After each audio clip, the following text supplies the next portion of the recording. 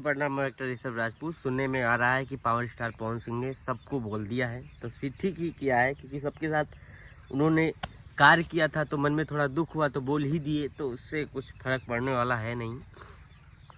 पवन भैया को जो आ रहा है वो आ रहा है, बट ये सब बात गलत है कि पावर स्टार पवन सिंह नचनिया है। नचनिया क्या करेगा? आप जिसको बुला रहे हैं वो भी तो वही है।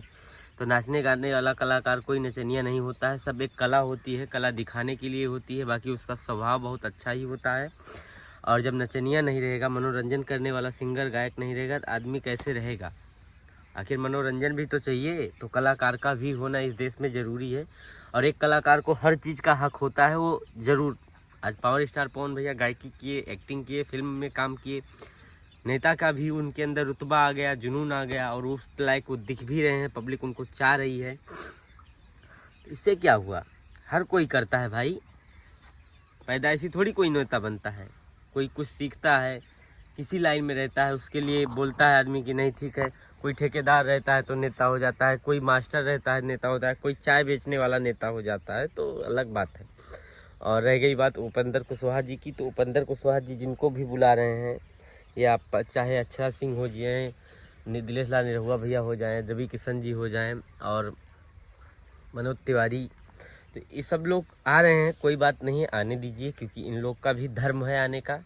जहां पार्टी कमज़ोर पड़ेगी वहां भेजा जाएगा। ये लोग स्टार प्रचारक हैं, सांसद हैं, तो पार्टी के दबाव द्वारा आ रहे हैं, ना कि कुछ दुश्मनी झगड़ा के रीजन से आ रहे हैं। हराने आ रहे हैं। हराई जो जिसके ऊपर मन होगा वही उसको वोट देगा, उसी को देगा। पवन सिंह को देना होगा तो पवन सिंह को पब्लिक देगी, मोदी के नाम पे देना होगा तो मोदी के नाम पे दे देगी। लेकिन उपेंद्र कुशवाहा से वहाँ नाखुश है पब्लिक, तो वो अलग मैटर होता है। इससे हम लोग को कोई मतलब है नहीं कि मान लो उपेंद्र कुशवाहा 5 स्टार, कंगना रावत, किसी को बुला लें, उससे कुछ फर्क पड़ने वाला है नहीं, क्योंकि जो पब्लिक का मूड होगा, जिसको वोट देने का, वो उसी को देगी। कुछ वोट आरजेडी को जाएगा वहाँ, कुछ बीजेपी को जाएगा, कुछ पवन सिंह को जाएगा। अब जिसका पल्ला ज़्यादा हो जाएगा वही की उसी की जीत है। ये तो है नहीं कि आरजेडी को नहीं जाएगा, बीजेपी को नहीं जाएगा, पवन सिंह को नहीं जाएगा, जाएगा सब लोग को। अब उसी में जो 19-20 हो गया 21, उसी की जीत है। यही रीज़न है, और कुछ रीज़न है नहीं। रह गई बात कि दुश्मन बन के आ रहे हैं, तो ऐसा कुछ नहीं है।